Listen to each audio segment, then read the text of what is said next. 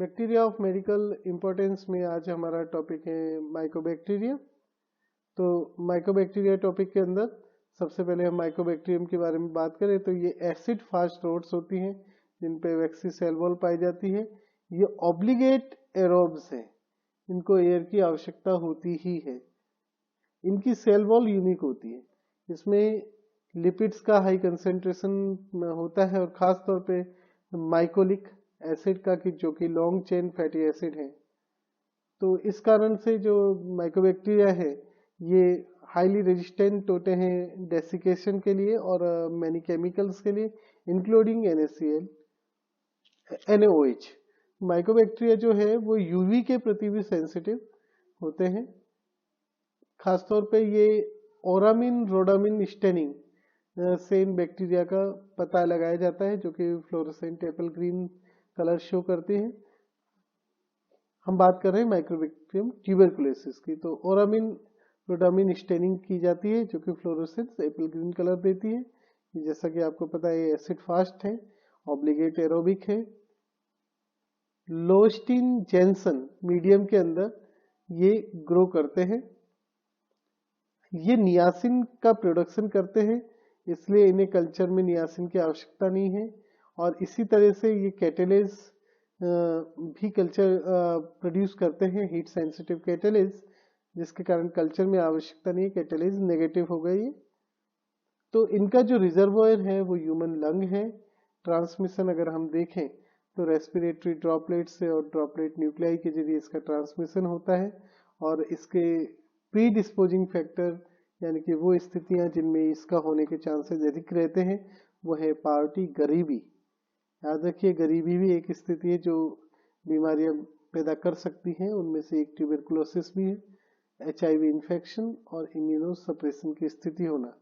Pathogenesis की हम बात करें तो ये फैकल्टेटिव इंट्रासेल्यूलर ऑर्गेनिज्म है जो कि सल्फेटाइड्स प्रोड्यूस करता है। कॉर्ड फैक्टर जो कि ट्री हेलोस डाई म्यूकोलेट होता है और ट्यूबरकुलिन प्रोड्यूस करता है माइग्लिक एसिड के अलावा। तो ट्यूबरकुलोसिस जो डिसीज है ये एक कॉम्प्लेक्स डिसीज है जो कि पल्मोनरी हो सकती है, यूरिनरी ट्रैक्ट की हो सकती है या किसी अन्य ऑर्गन की भी ये हो सकती है। इसके अलावा ये हो सकता है डिसेमिनेटेड हो, जैसे मिलियरी ट्यूबरकुलोसिस, मिलिट्री नहीं है, मिलियरी है, टी नहीं आएगा। मिलियरी ट्यूबरकुलोसिस भी ये इसके जरिए हो सकता है। इसका जो प्राइमरी इन्फेक्शन है वो जब होता है जब माइकोबैक्टीरियम ट्यूबरकुलोसिस इन्वेड पहुंचता है लंग में और वहां पर ये मैक्रोफेज जो नए मैक्रोफेज हैं उनके अंदर रिप्लिकेट करता है और मैक्रोफेज इस स्थिति में किल होती लगती है। और ये प्राइमरी इन्फेक्शन तब तक रहता है जब तक कि सेल मीडिएटेड इम्यूनिटी यानी कि CMI डेवलप नहीं हो जाती। तो ज्यादातर लोगों में केवल ये इन्फेक्शन होके रह जाता है, आगे नहीं बढ़ता। लेकिन कुछ के अंदर पोस्ट प्राइमरी इन्फेक्शन होता है या रीएक्टिवेशन होता है TB का। तो जहां पर एयरवेज की जो ग्रेनुलोमास हैं, erosion of granuloma into Airways यहाँ देखने को मिलता है क्योंकि ऑक्सीजन एयरवेज में हाई मौजूद होती है और जैसे आपको मालूम है ये एरोबिक है। और ये कब होता है जो इरोजन ऑफ ग्रेनुलोमा कि जब इम्यूनिटी हमारी वीक होती है, T सेल इम्यूनिटी रिड्यूस होती है। तो इम्यूनिटी वीक होने के कारण जो माइकोबैक्टीरिया का रिप्लिकेशन है और डिजीज के सिम्टम में बहुत तेजी से प्रकट होने लगते हैं और इम्यूनिटी वीक होने का एक बड़ा कारण पावर्टी भी होता है, इसलिए हमने उसको कहा। तो जो ग्रेनुलोमास बन रहे हैं ये नोड्यूल्स जो छोटे छोटे बन रहे हैं ग्रेनुलोमास, उनका इरोजन हाई ऑक्सीजन की प्रेजेंस में हो रहा है जब T सेल की जो इम्यूनिटी है, T सेल से प्राप्त होने वाली इम्यूनिटी वो कम हो जाती है। और ऐसा खासतौर पे गरीबी या HIV के केस में या इम्यूनो सप्रेशन के केस में होता है जिसमें तेजी से माइकोबैक्टीरिया रिप्लिकेट करने लगते हैं और डिजीज के सिम्टम देखने को मिलते हैं। तो इसका डायग्नोसिस किया जाता है माइक्रोस्कोपी के जरिए, जैसे आपको मालूम है ओरामिन रोडामिन स्टेन के जरिए। इसके अलावा यहाँ पर एक और टेस्ट होता है जिसको कहते हैं मॉन्टॉक्स टेस्ट, जिसमें एक इंजेक्शन स्किन में लगाया जाता है और ये देखा जाता है कि जो वहाँ पे एक चकत्ता उभर रहा है, इंड्यूरेशन है, वो जोन ऑफ इंड्यूरेशन 48 से 72 घंटे में कितना है। तो अगर जोन ऑफ इंड्यूरेशन 48 से 72 घंटे में 5 mm से ज़्यादा है HIV पेशेंट में, 10 mm से ज़्यादा हाई रिस्क ग्रुप में, या 15 mm से ज़्यादा है लो रिस्क ग्रुप में, तो उसे हम टीबी के लिए पॉजिटिव टेस्ट मानते हैं। दूसरा माइकोबैक्टीरियम लेप्री, जिससे लेप्रोसी होती है, ये भी एसिड फास्ट सोर्स है, ऑब्लिगेट इंट्रासेलुलर पैरासाइट है, तो इनको हम बाहर कल्चर नहीं कर सकते।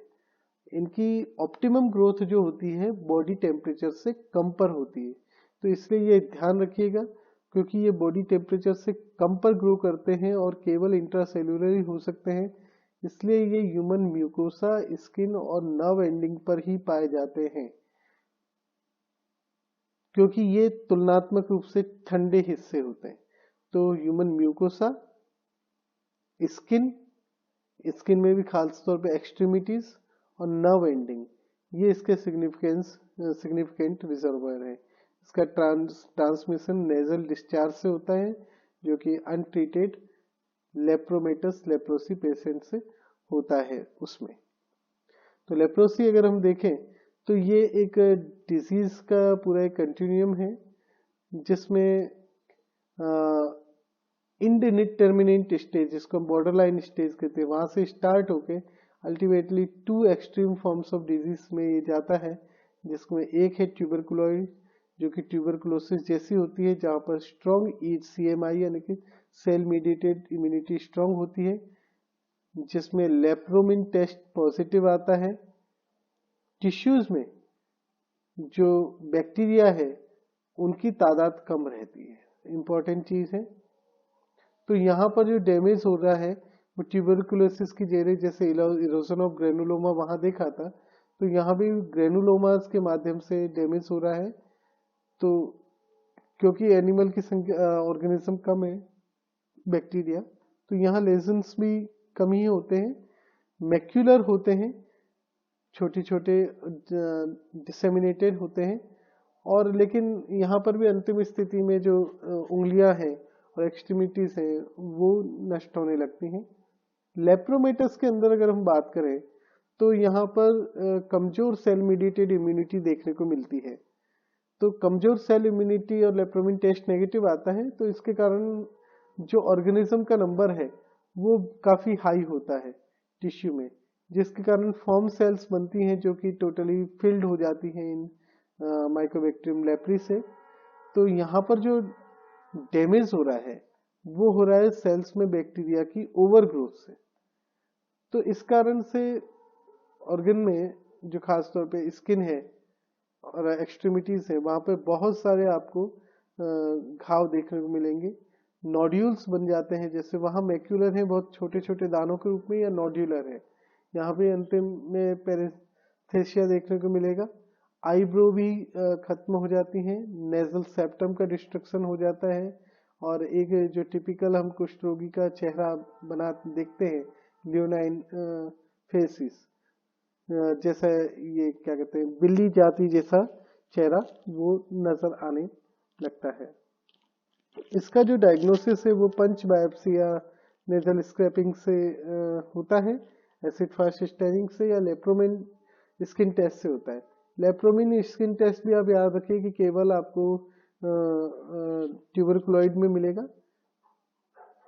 ट्रीटमेंट जो है वो MDR मल्टी ड्रग थेरेपी है, जिसमें हम डेप्सोन और रिफाम्सिन का यूज करते हैं, जिसमें क्लोफाजिमिन लेप्रोमेटस के अंदर ऐड कर दी जाती है, और बाकी फैमिली मेंबर हैं उनको भी डेप्सोन का ट्रीटमेंट दिया जाता है।